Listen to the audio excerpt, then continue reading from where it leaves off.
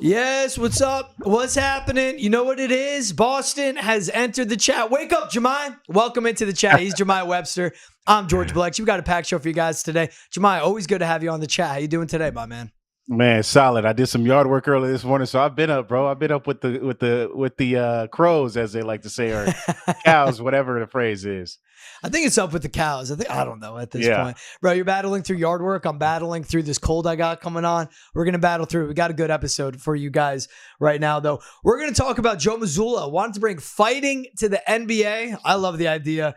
Hear from us on that. We'll also talk about the Yankees fan that ripped that ball out of Mookie Betts' glove. And now the Yankees, we're about to let him back into the stadium. Insane, if you ask me. Updates for Drake Maye as he is going through concussion protocol. We take a look at Thursday Night Football between CJ Stroud and the Texans and Aaron Rodgers and the Jets. And it's a Halloween episode. We'll go through scary movies and some of the biggest villains and scariest characters we could see in sports. But let's get right to it, Jemai. Talking about Joe Mazzulla the other day. This is one of the trending things we've seen throughout Boston and really nationally. He was on 98.5 on Zolak and Bertrand, and he said he wants to bring fighting to the NBA. And his case for that was, he says, the biggest thing we rob people of is we can't fight anymore. He said, what's more entertaining than a scuffle? And he was saying, how come in baseball they can clear the benches? Even brings up hockey, how they let them fight. And, you know, they have hard fouls, but you're letting people fight in sports where there's like bats around, hockey sticks. And he said, you know what? We should bring fighting to the NBA. What do you think of Mazzulla making these comments? Man, that was crazy to me, bro. I can't believe he let that come out of his mouth. First off, I think he might have been trolling those guys on the radio. But, I mean, I get his point. You know, you've had hockey fights. You have bases clearing or benches clearing brawls in baseball. Or really, to me, that's eyewash, man. Baseball, that's eyewash. Like, guys want to really fight, they'll fight. Mm-hmm. It never really happens. You know, there might be some scuffles, but really no real punches are thrown. The last time I saw a baseball fight was 2018, Joe Kelly, when the Yankees were at Fenway. That's right. And actual punches were thrown during that time. And it was only that situation that ignited the fights. Everybody else was just pushing and shoving, trying to create the separation. I've seen a lot of those happen this past season with the Red Sox. A lot of pushing and shoving, jawing, cursing each other out, but no punches being thrown. Hockey's the only place where it's mano a mano. You're also on skates, so maybe that levels the playing field because you can't really grab your feet and or like have your feet underneath you and really leverage some of those punches. I think basketball, man, that would be nuts for it to happen. I think basketball is an emotional game already as it is. So it's you versus another person. And then sometimes, you know, teams are double teaming, whatever the case may be. But basketball is a very emotional game. Yeah. You ever been, I mean, you from New Jersey, New York area. Yeah, man. You've been to some of those playgrounds. You've been to the ballparks. You've been to the parks. It can get testy. You know what I mean? So you've seen some of those street fights after basketball games too, I'm sure. Oh, yeah. And I think in the NBA, it would be nuts for this to happen. I mean, some of the greatest fights in NBA history, I was looking it up. I mean, you got the Malice at the Palace, Shaq versus Chuck, where he threw the haymaker. Yes. Shaq also versus Brad Miller. So there's times where it seemingly has getting ready to be a fight, but never really happens. And I think one of the key points, at least in my time, where I think we should not have fights in the NBA is because I remember this very hard lesson. I think it was a basketball coach who told me, it might even have been a teacher telling me about staying in your lane and minding your business. Mm-hmm. Because you remember the Houston Rockets head coach, Rudy Tomjanovich, way back when he coached the, you know, Clyde Drexler, those guys when they were winning their NBA titles in the mid 90s. But Rudy T was a hooper as well. He played in the NBA. He's famous for being clocked by Kermit Washington, which shattered his face completely, almost killed him, which is why they were like, we cannot be having this. This is when the NBA was, you know, they were having all kind of fights. Yeah.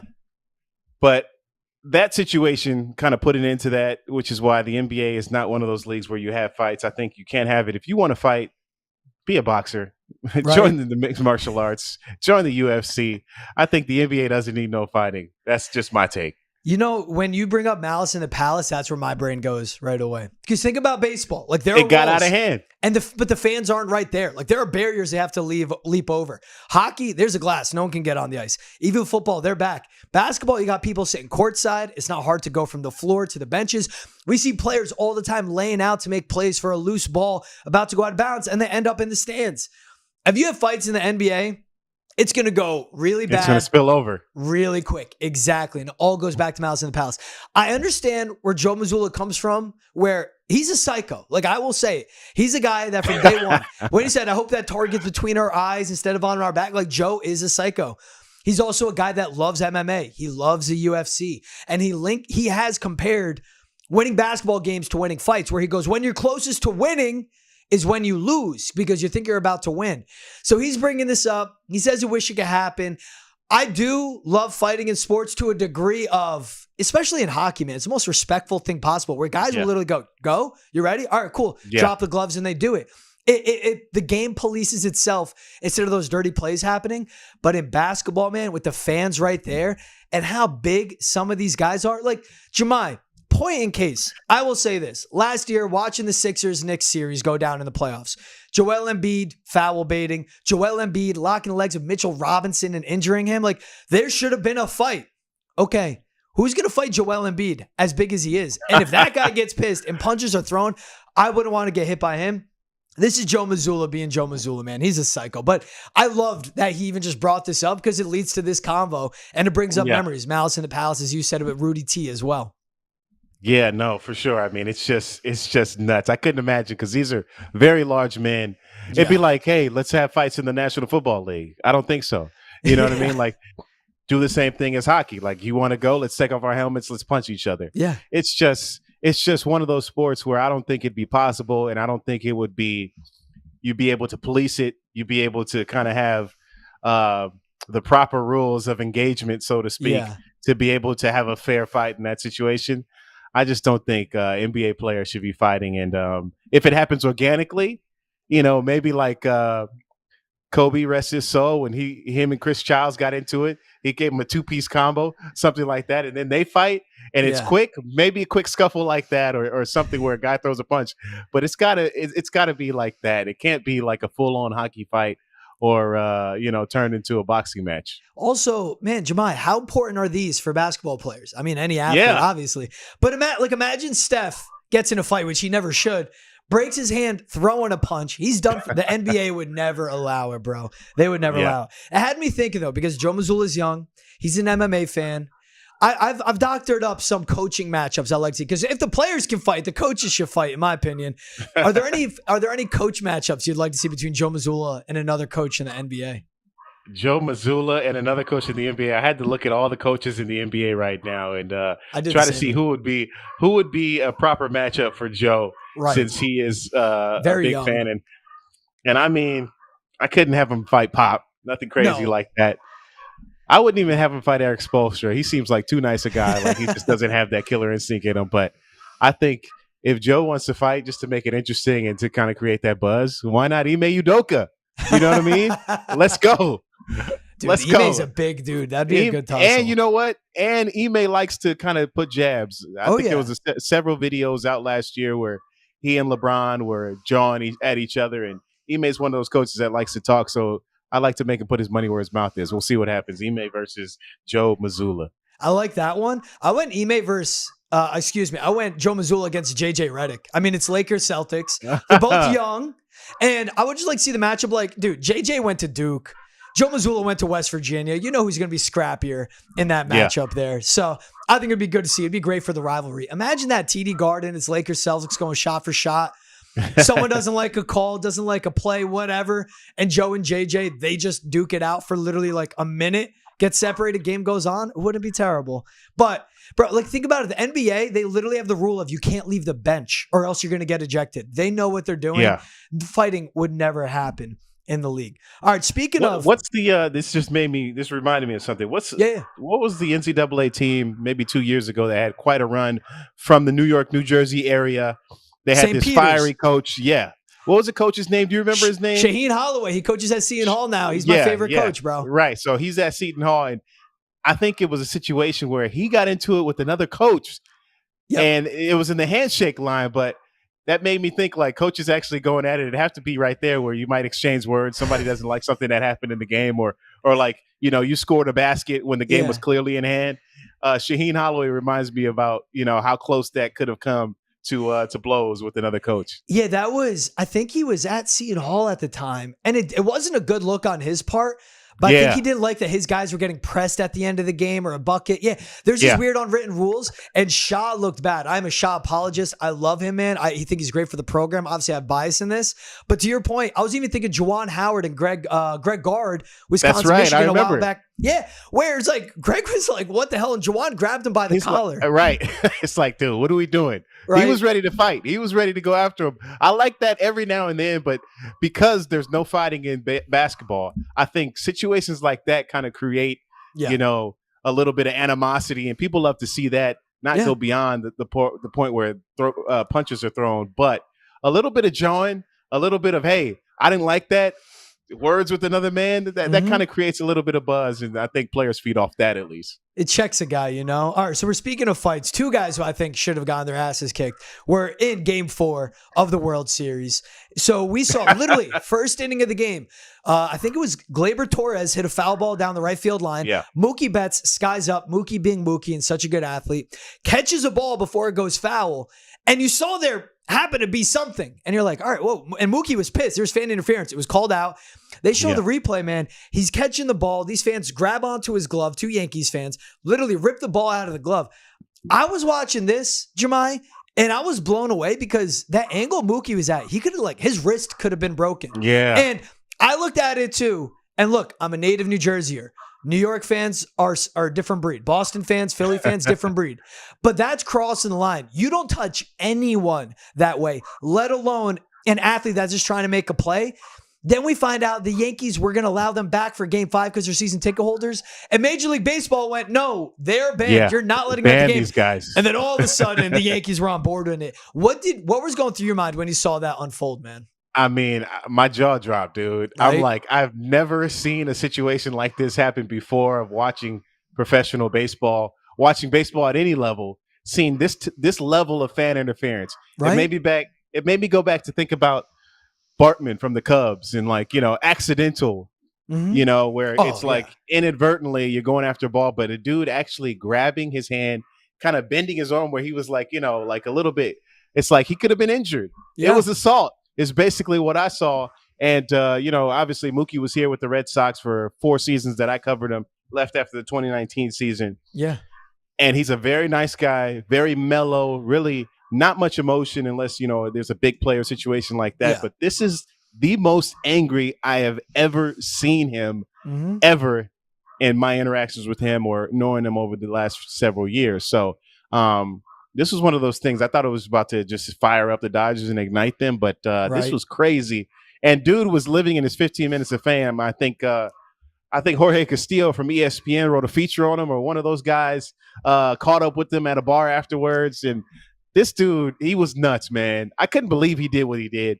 It's like, all right, he already caught the ball. This is going to be fan interference. Like, what do you think? There's not a million cameras in the ballpark? This is the World Series. This is not some spring training game. What are we doing? And he said something like, this is we're going to help out on defense if the ball comes our way. Yeah, we're going to D up. Right. Like, bro, and you know what? To an extent, I understand the fan interference of like, hey, this is important for us not to have an out. Yeah. Let me reach up and let me mess Mookie up and let me get away with it.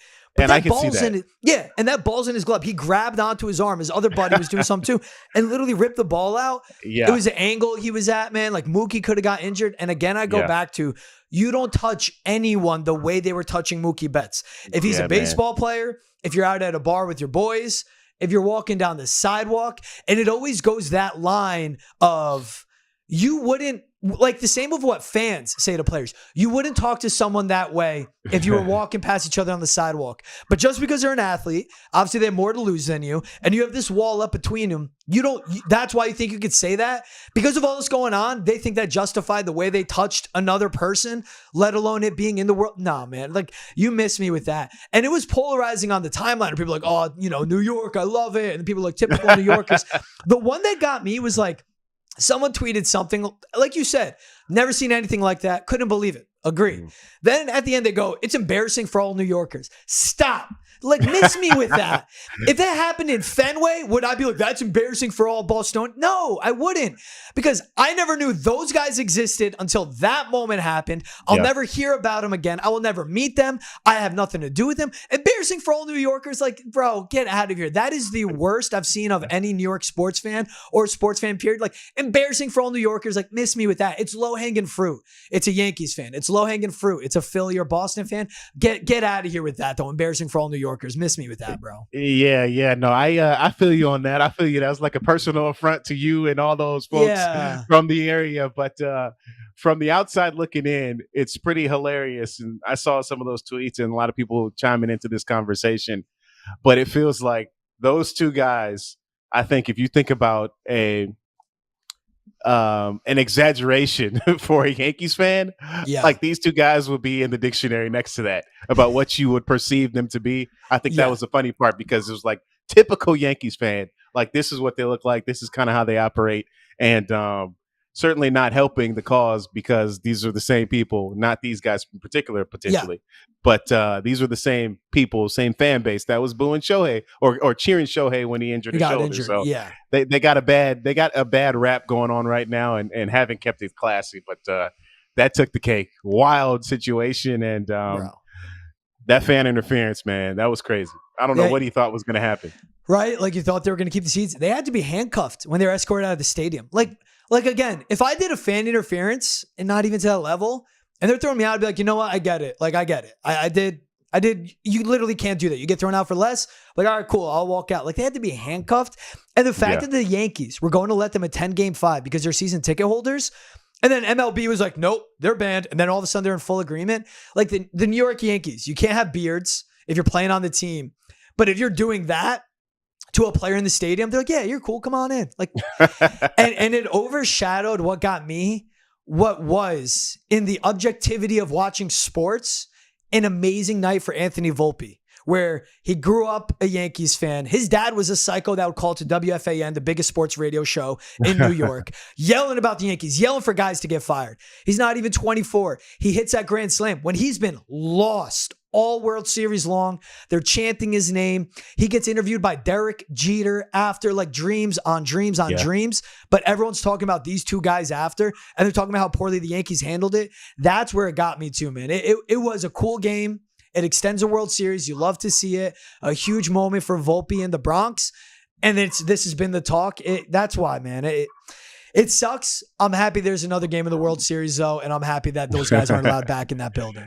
Yeah, they stole his moment for sure. And you mentioned the Volpe situation. I mean, anybody, regardless of, who you're cheering for in this World Series, can appreciate kind of what that probably meant for a kid like him growing up in the area, rooting for this team, being at that 2009 World Series championship parade. They keep showing that clip or that video or that picture of him there. He's like and 9 to be years able old. to do what he did. Yeah, it's kind of crazy, full circle moment for him. And this is what, to steal a phrase from Karl Anthony Towns, this is what dreams is made of. This is what dreams is made of. So that was pretty cool, man. I'm happy for Anthony Volpe, but gentleman sweep happening. Feel like that's going to end it tonight. We'll see. I like it. As of recording this pod, there hasn't been a final in Game 5 yet, but I see your call. Good cat impersonation, too. You kind of got that. What dreams is made of. All right, let's talk about Drake Maye, man. So the latest from Tyrod Taylor, he told reporters that he's in concussion protocol. He'll be a limited participant in practice. So that means he at least has a chance to play Sunday. And he said, when he asked if he would step in, he said, I'm not exactly sure, but he'll be at practice. And he said he will be a limited participant. So that means he's either in phase 3 of concussion protocol, where he's allowed to practice with the team for 30 minutes max, or phase 4, which is non-contact drills, and it's only position specific. But what do you think? What do you think of this progress made by Drake Maye? Where, look, concussions, there isn't a perfect timetable of recovery. There isn't a certain amount of time, how long or how short. But to hear this progress for Drake Maye in their first day of practice this week.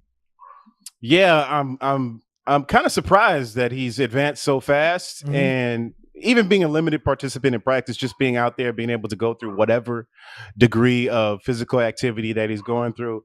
I think that's a good sign for him potentially Yeah. here early in the week, getting ready to play on Sunday possibly. But I feel like, again, I stand by the position that I did on Sunday. Like, it wasn't a hard blow. It's more so Nope. like it seemed like a glancing blow. But again, one of those hits behind the head, which can really be jarring to an athlete or anybody who takes that type of punishment from the back of their head in the neck area.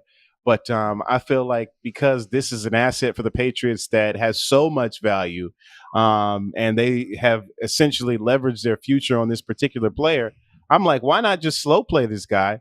Mm-hmm. Let Jacoby eat. Let him get back out there. I feel like this is a week where you're at the Tennessee Titans, a team that doesn't really strike fear in the hearts of men. You can go out there with whatever 53 that you put together and beat them on any given Sunday. So surprised by his progress. I think this puts him definitely in line to play the week after. This week may be a question mark still. He probably is questionable, but it's good to see, considering that he left that game, for 3 quarters after the first quarter hit. But I feel like this should be Jacoby's week. Let him play, and see what he has or see what he can provide, and let Drake really heal up where there's no lingering effects, no issues whatsoever. Yeah, it's also when you get a concussion, the likelihood to get another concussion increases. Like it makes it easier in a way to suffer another concussion in a way. So when you rush a guy back, and again, that likelihood, if he's cleared and he plays, if he's cleared and you let him rest for another week, that likelihood is still the same. It's the opponent, it's a situation, and you want to set up a rookie especially, but let alone a guy that should be a franchise guy. You want to set him up for success. And if he doesn't have that full week of practice with the ones, which would only be his 3rd full week of practice with the starters for the Patriots, do you want to throw him out to the Wolves on Sunday, where this Titans defensive line has been good? Their secondary is all right. They've shown to give quarterbacks issues. Like, do you want to throw him out there when he's not a full participant? Set him up for success. Because I always say, Jemiah, everything to me with Drake Maye, it's not 2024. It's not 2025. It is, you want this guy to be right for 2030 and 2032. Now, do I think how they're going to handle a concussion in week 9 would derail him from being the franchise guy for the next 10 to 15 years? No. But you just got to be cautious and smart with a guy of his caliber that means this much to the franchise. This season's lost. They're not good. It's a rebuild year. To your point of, like, look, you can run the ball against the Titans. Keep giving it to Ramondre. Jacoby knows the system. Maybe he's reinvigorated for being benched and he goes back out there. Maybe the wide receivers won't drop 6 passes. With Jacoby at quarterback, don't rush Drake if he's not ready. Just be cautious and be smart with it. It's good progress for him to at least be a limited participant in practice. But again, if he's not that full go with the ones, put him out there on Sunday on the road. His first actual road game of his NFL career too. His first actual road game. That's what worries me with it as well. Yeah, I mean, we'll see how it plays out. Again, he's limited participant. I'm not sure exactly how much he was able to do at practice today, but I just feel like let Jacoby eat, man. Let Jacoby eat. Right.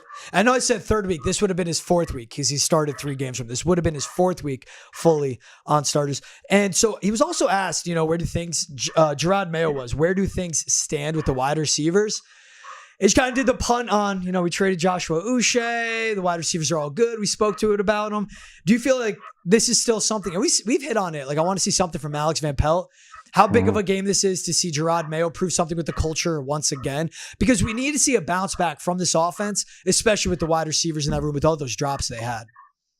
Yeah, that was something that we didn't love to see, considering how well Jacoby played after those first 2 series, as we've talked about. He didn't get any help from those wideouts in this game until it really mattered. They were able to make some big plays when kind of the game was on the line. So at least they showed up when it was crunch time. But you want to kind of have them maintain that consistency throughout. These guys have been pretty vocal as far as, wanting the ball and wanting to be placed in that moment. And I saw that Kendrick Bourne tweeted, "I'm going to play better, New England." You certainly hope to see that because he had 3 targets, 0 catches, 0 yards. And for a player who's been in the system, at least in New England, you feel like he should have been able to provide a little bit more. So, and obviously he's been talked about as potential trade pieces, but you hope that's not distracting him in any way, but you want to see him play better because the expectation is that he's a much better player than statistically what he's shown us in week 8. Yeah, and that's what you hope too. I mean, you said it, like the guy's been in New England. He's a veteran. He's been there 3 seasons now. He's always been a guy that's been a good spark for them on offense, just hasn't been able to remain all the way healthy. Even go back to his first year, he was in the doghouse. That's not Matt Patricia. Like Matt Patricia being Matt Patricia, not being a smart offensive coordinator and play caller. A guy like that needs to step up. You just need someone to be consistent outside of Pop Douglas for them. Whether it's Jacoby, whether it's Drake Maye, quarterback, one of those 2 guys. All right, let's take a look ahead of Thursday Night Football, Jemai. Man, this is an interesting matchup. Houston Texans on the road in New York, face of the New York Jets. The Jets actually the favorite in this one, which seems nuts because they've lost 5 straight and they just continue to unravel. They lost to the Patriots, who are one of the worst teams in the NFL. But with the Texans, Stefon Diggs, their first game without him on a short week as he tore his ACL in practice. Nico Collins still on the IR, so still not playing for them. What do you make of this matchup? It's CJ Stroud against Aaron Rodgers. It's also 2 really good defenses playing 2 offenses that are going through a lot of turmoil and adversity right now. I don't understand why the Jets still have believers out there, but there are some people who just will not let go of this team, and I think it's only because of the names on the back of the jerseys. Right. That's it.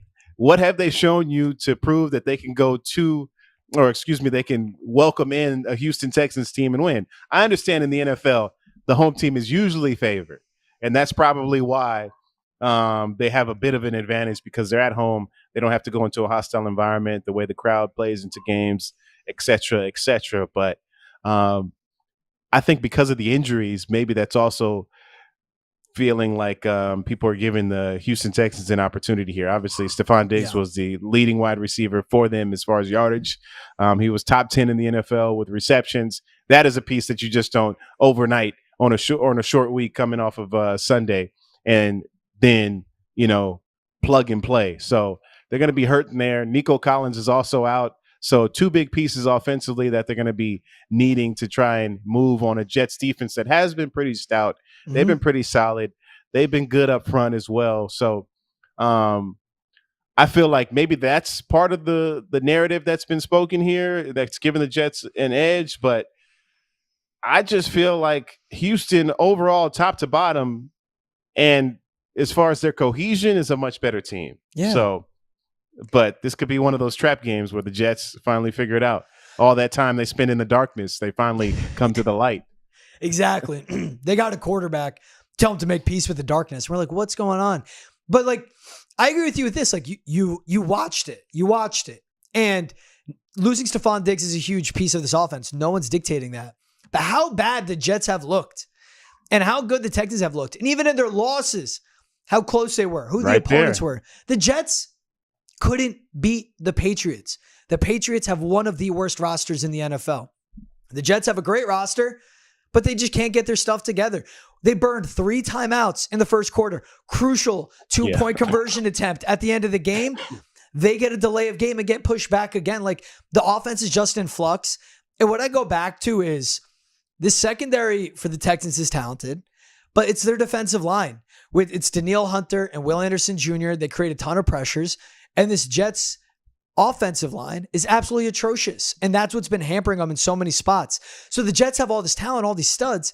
It's also Aaron Rodgers, who has looked 40. He's dealing with an injured knee, an ankle, a hamstring. And part of what makes him great is his mobility within the pocket, is able to move around, make all these throws. And for a quarterback like him, we could talk about arm talent. It's everything from your toes up that allows you to be such a good thrower of the football. And knee, ankle, hamstring, those are all really crucial parts of anyone's body, especially someone that has to put their all into making some throws with a deep ball like him. Look, I think the defensive line for the Texans is going to come out and show up.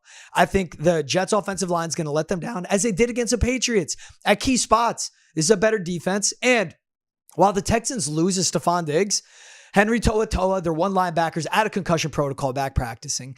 Azeez Al-Shaair is a limited participant, but he's been really good, so he should help them with that. I think the proper steps can be made where this Texans defense is going to get better. And on a short week, give me the team with the better offense even without that, because both defenses are so good. I think it's going to be a low-scoring affair, as excited as everyone wants to be about CJ Stroud and Aaron Rodgers. The NFL was right by scheduling this game. I think on a short week, everything they're going through, it's going to be all about the defenses. And I just trust the Texans defense more right now. DeMeco Ryans has been great. The team has more consistency. They've been better. So I just like the Texans in this matchup. One thing that was floated out there, Jemai, and I like this question proposed by our producer, Ante. Should the Jets start considering Tyrod Taylor at quarterback and benching Aaron Rodgers? I say no way. But with how bad everything's looked, can't write anything off. Yeah, you can't, but I don't see that happening. Tyrod Taylor's he's been a good quarterback. He's been a starter in the league. He's been a fantastic backup, a great safety valve for several teams that he's played for, but he's still Aaron Rodgers. And I think, again, maybe I'm thinking about the history of what the man has done, because he hasn't necessarily shown us that he's been able to be that consistent over the course of 60 minutes in a football game on Sundays. But I think that would be completely waving the white flag for a team that's Super Bowl or bust. I think it's too early for that. If he's not injured, even if he's just a little bit hurt, I think Aaron Rodgers has to be behind center, and he has to be the quarterback leading this group. Yeah, I agree. And it's like, he's great, but like this offense hasn't been able to catch up. And like they're still getting used to a new play caller on the sidelines. You had Devontae Adams and Garrett Wilson like teaching or telling Mike Williams where to line up and run a route. Like, dude, he's been with the team since training camp. Like Devontae Adams is telling you. He just got there. But it just shows how in flux they just haven't gotten right. And they're still like trying to figure themselves out. But you keep Aaron Rodgers in because he's still great when he can. It's just there has to be so much well around him. He can't overcome a shortcoming of a wide receiver room. He can't overcome a lackadaisical offensive line anymore. And that's where the Jets have failed them in certain spots. What do you think for a final score for this game, man? What's your score prediction, Jemai? Well, if you ask me who do I think is going to win, and my score will change based off who's going to be the winner. If the Texans win, I think it's going to be like a pretty much, 24, 27, 14 around there. If the Jets happen to win, they finally figured out they get that act right, then it's going to be a 27-24 game and they kind of squeak it out. I think that's how it plays out. But I feel like there's going to be multiple touchdowns scored on each side. It's just a matter of, who finishes on top. And if the Jets win, I think it'll be a close one. If the Texans win, it'll be probably what we'd expect, probably 10, 2-score game, 14, one of those situations where they win by 2 touchdowns. I'm with you. I'm with the Texans winning. I went with like a funky score just because the defenses are good. I'm thinking it's going to be like 23-15. And it's just going to be something like... That is incredibly funky. Right? But it's like Jets going for 2 at the end, not getting it after getting one earlier. And the Texans find a way to squeak out scores. But we're the same way. Like, we both think the Texans win. And what you're pointing out too, like the total on this game is low. It's around 42, 41 where you look. I think we're going to see an under in this one. The Texans are dogs. Like, I'm going to take the money line on this one. I just think that's how it lays out. No matter what though, it's going to be something you have to sweat if you choose to watch this game Thursday night. Yeah. What do you think? If there was a bet to make in the Jemai Webster household, what bet would you be making on this game? All right. So I had to look this up a little bit because I usually get my bets from other people. But when I make my own, I tend to lose money. But if I'm looking at something that I like Joe Mixon over 25.5 receiving yards. 4 of his last 5 games, he's gone over that mark. He's projected to have almost 30 yards receiving. And I think he's been utilized in the pass game by the Texans a lot. And he's one of those weapons that even from a fantasy football standpoint, Joe Mixon's been on my roster probably 4 out of the last 6 years because of his ability to either be a pass catcher or a runner. Yeah. I like him to be able to be a key piece for Houston out of the backfield. So I'm going Joe Mixon over 25.5 receiving yards. I mean, that's also a good bet because no Nico Collins, no Stefon Diggs. We need to see more from Tank Dell. And obviously we'll see more from like their tight ends. But Joe Mixon's an every down back. He's going to be there on the field, a lot of passing opportunities. They're going to be throwing the ball. Someone has to catch it. So someone has to step up in the receiving game. I like that. Like I said, I'm going to go money line Texans. But I like if the Texans win, I think Joe Mixon has to have a good game all around, not just rushing, but receiving as well. So I like that bet. All right, man. It's Halloween time. Are you a big Halloween guy, Jemai? Not really, man. I used to, my parents were very strict. And, we didn't really do Halloween like that. And anytime I tried to do it, I'd have to like sneak it. You know what I mean? I'd like create this homemade uniform. It wasn't really one thing that we did particularly a lot. So, have you grown into it though? Like, I mean, not really though. Not really because, I mean, they're into it kind of, but I'm not into it. So maybe I'm like the Scrooge or whatever the the Halloween equivalent No. of like a Christmas person is. That's kind of how I am. I just like it comes and it goes, and I do it. It Yeah. is what it is. Well, if you let your kids enjoy Halloween, you're the opposite of a Scrooge. Like, you're not going to ruin it Yeah. for other people. You're just like, hey, not my cup of tea. You guys Yeah, want to have fun? exactly. Go have at it. You take them trick or treating. I'm back and forth on Halloween. I'm not going to lie. I did love it growing up. I remember I was literally like a different type of ninja every year for 4 straight years. There was like an ice one, fire, wind, earth. Like, I went to Party City every year. My mom's like, you're going to be a ninja again. I go, yes. I was obsessed with that. So I was big on it out. Now I'm like, whatever. We're getting dressed up. But the big thing for me, like the whole scary part, that's not my cup of tea, bro. Like, scary movies ain't me. Yeah. Being scared ain't me. Scaring people, I mean, I'm a menace. I like to do it, but like that's not for me. So we're gonna do our top 3 scary movies of all time. So I don't know.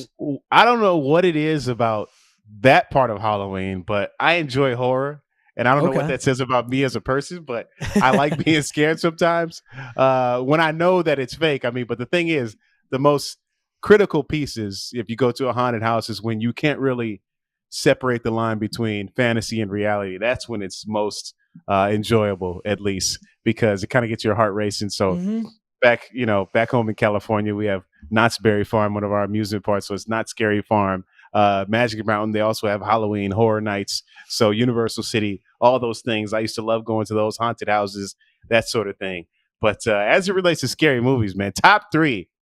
My third one, and this is a recent watch actually for me. I think I saw this probably sometime during COVID because I stumbled upon it, maybe a list about the craziest horror movies or something. And I was like, all right, I didn't have anything to watch. Let me see what it's about. There's no production, no new productions in place. So I was like, I'll check this out. Yeah. It's been out for 20 years probably. And it's As Above, So Below. And it's about these kind of catacombs in France where they have these underground tombs or whatever, and they have these people who are diggers or what's the word I'm looking for? Not diggers, but like they do these cave diving. Yeah, they dive down there. So then I started going to this whole. I think I stumbled upon it because there was this guy who was trying to dive and he died like in Utah or something. He got stuck there in this space. He went there. He had to be buried alive. He got stuck. He like had cardiac arrest. So it was crazy. And then people were like, this was like this real life movie.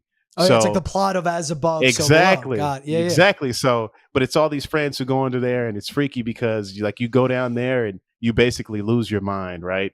And, it was nuts. And I was freaked out by it. Anytime you got this shock where, it's dark and then people come out of nowhere like, and they're like nuts.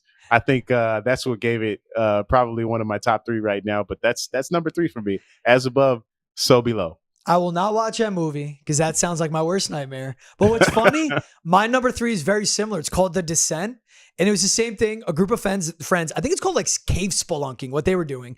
But you like rock climb. That's it. Yeah. So they did that. And they were like these zombie alien looking things, taking them out one by one. Bro, they were jumping out, the shock factor. I don't like scary movies because I'm not going to dedicate 2-3 hours of my life to be just sitting on the like anxious as hell. No. Bro. At the edge of your seat. I sat through The Descent. I regretted it. I will never watch it again. I will not watch your number 3, but it is scary as hell, so I'll put it up there. What's your number 2 then?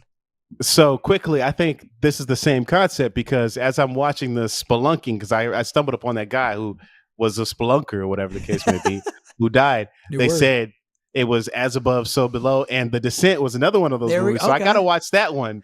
So I will be seeing that one. If you liked As Above, So Below, watch The Descent. Good luck. I didn't like it. It was freaky, but it's one of those, if you're scary, you should watch it in the daytime. Okay. But my number 2, a classic, man. Halloween with Michael Myers, Jamie Lee Curtis. It's just one of those where this dude is chasing people and going through a murderous rampage in this town, and he just cannot die. I think when I was a kid, it was like, dude, people, my parents would use that joke, and my uncle at the time, he's like, yeah, Michael Myers is going to come get you or freak you out.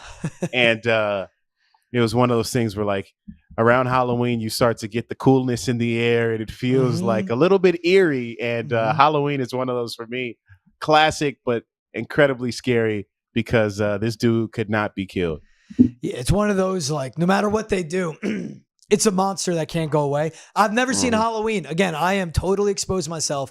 Hate scary movies. My number 2 will show why. Jumanji. Second scariest movie of all time. Bro, when stuff goes Jumanji's like a kid's movie, dude. Bro, and I haven't watched it since I was a kid. When Robin Williams all of a sudden becomes like, he's like a caveman or he becomes like a monkey at a certain point, like I forget. Yeah. I was frightened. Like, I literally shut the movie off at that point. Like, it was just like, he's in your face. The monkeys are attacking him. There's alligators with the water. Maybe it's like, it's exposing my deep down, like, irrational fears. Yeah. I watched Jumanji, never made it through. I will never turn it back on. That's the second scariest movie, in my opinion, bro. I mean, that is a scary situation to be, separated from your family for 20, 30 plus years and then be in this foreign, strange land. That is scary. But that wasn't really a horror movie. It was more so like adventure.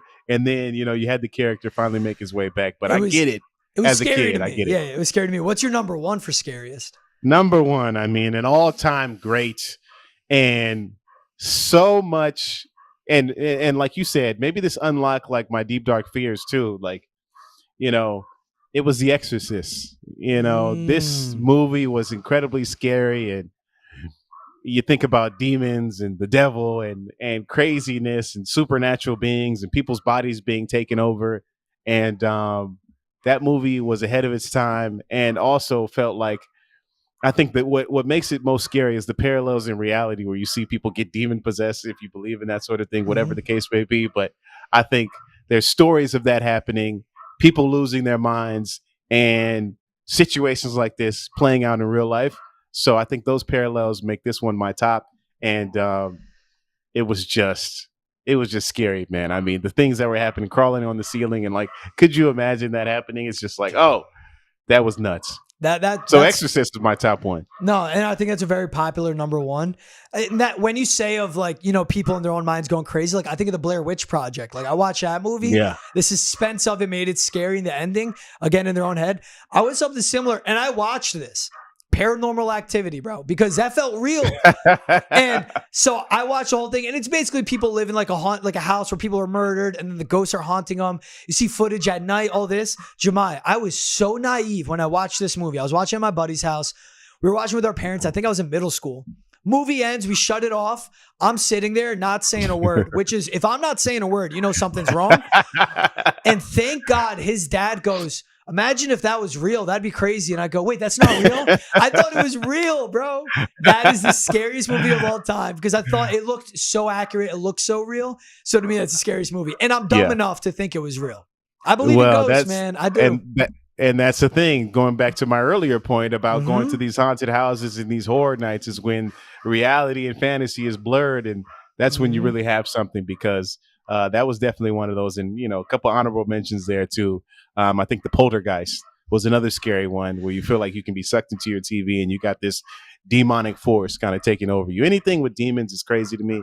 I just, I get afraid of that sort of thing. So, dude, you're braver than I. You're braver than I. All right, so out of those movies, let's go quick. Who do you think would be like the 2 horror movie characters that would be great sports athletes? Well, out of those movies, it's tough, but I got one that I didn't mention, which is another honorable mention, I guess, which the Texas Chainsaw Massacre. Leatherface was another guy. He had this chainsaw. He was killing people. This was this. If you don't know the story, really quickly, I won't spoil it, but it's like these people stumble upon these cannibals, and this is a main character and part of it. I mean, there's a commercial now. I forget what it is selling exactly, but like these people are like, oh, let's run to the house, and there's like, no, are you kidding me? The killer would be there. Well, let's go inside the garage here, hide next to the chainsaws, bro. And it's like this Leatherface type character, but this dude was intense and scary, and it was just like reminded me of real life. So he would probably be a great athlete because of his stamina. You know what I mean? I think that's crazy. I've never seen it. Again, obviously, like spoiler, I haven't seen any of these scary movies, but I can see it of a guy that's always chasing them. That's the thing in these movies. Like these guys don't die. They end up killing everyone. You can't stop them. So obviously he'd be like an elite linebacker or maybe a running back. You need him on first and goal. put him in, give him the ball. No one's stopping him in front of him. I never saw it, but I've seen clips. I did Freddy Krueger because, again, same thing. The guy was unstoppable. Man, Yeah. I feel like he'd make a good wide receiver. He'd have to do something with all like the knives on his fingers, whatever he's got. But I think he'd be a sick receiver, and he seemed like he was like all out, just unstoppable too. You have another horror character that'd be an athlete? Well, Freddie would be deflating a lot of footballs, and another one that's come to mind as we discuss about this. I couldn't forget about my man Chucky, the little guy, the doll that came to life. He was murderous, but I think my number one who'd be a great athlete, again, because of his stamina, his inability to be really killed, and just like this dude plays one speed. He has a motor 100% every single time, and that's Michael Myers. I feel like he'd be a great athlete because of all those things that I mentioned, and his like seemingly endless lifespan. I feel like they're probably making another movie out there. They made so many. He's unstoppable too. I can see him as like a sick defensive lineman or something. You know, just got a motor like no other. Bro, to show you, like I always complete lists. I'll do my research. I'll act like I'm an expert on something. I just put Freddy Krueger. That's it. I don't have characters, man. I don't put any. Maybe the cave. That's people, a good one though. Maybe the cave people from The Descent. I don't know. They'd be like they'd be good on a basketball court. They'd be your like defensive five you put out there and to keep his. But nah, I stopped that. I stopped that one. You got a good two. I might look into a Halloween. I might. Is it like jumping at you or? Well, that's the thing. It's like it's one of those movies where it's 2.5 hours, 2 hours, however long it is, of suspense. You're kind of at the edge of your seat. Your heart is ready to pop out of your chest, and I think. I don't know if I'm an adrenaline junkie or what, but that's kind of like I feel like if a movie is accomplishing that feat, then it's doing the job. Yeah. And obviously, I don't like to be scared all the time, but I like to kind of tap into that world. This is why I don't know. Maybe it's something about me. I also like to watch like Criminal Minds and these things Criminal about Minds is good. I'll do Criminal unsolved Minds. mysteries and these actual real life stories and to be a killer, whatever the case may be. And it's just interesting, man. It's interesting. I'm with you. Criminal Minds, great show. And I don't know what the line is for me between Criminal Minds and Halloween. So maybe if you compare it to that, I'll check out Halloween. When you're watching these movies, Jemai, I got to know, what's the snack of choice? What's a candy of choice? Oh, man. I got to have my dibs, which is like Nestle Crunch with vanilla ice cream in it. I got to have those. I got to have my licorice. I got to have my something gummy, too. I need gummy bears. And I need my kettle corn popcorn. I cannot have plain. It's got to be kettle corn. It's just that perfect blend of sweet and salty. And I'm just popping and I'm like Michael Jackson in the Thriller music video. You know what I mean? So that's how I feel. Bro, you go all out. I like it. I like the dibs call. I always do dibs. Twizzlers or the nibs ones. Like cherry flavor, the small ones. Well, are you a Red Vine guy? Yes, dude. Are you kidding me? I don't know how people eat Twizzlers. I don't know how people eat Red Vine. There's no flavor. LA. Dude. So like it's a LA thing. Red Vine it's a West Coast and East Coast thing for sure. It's got to be. Twizzlers because all the way. We love Red Vines. And then I'll throw in Sour Patch Kids too. You can't go wrong, especially the watermelon. Okay, I can vibe Sour with that. Kids. I can vibe with that. Yeah, right. That's another one in my rotation for sure. I'll check out Halloween. I'll let you know. I'll try Red Vine one more time too. I'll do this. I'll be open to it. Give Red Vine one more chance. I'll give Scary Movies one more chance. Jemai, always a good one on the chat. Hey, I appreciate everyone putting up with my throat right now because this is scary as it is. I know I don't sound the best. This is my Boston. Call. Right? Yeah, exactly. Hey, we're all battling through it. He's Jemai Webster. I'm George Bilecki. This is Boston's End of the Chat. Wherever you get your podcast, please like, subscribe, download, rate, and review. And go to Nesson's YouTube page. Hit the subscribe button as well. He's J-Dub. I'm GB. Thanks for joining the chat. We'll see you guys next time. Have a good one. Peace.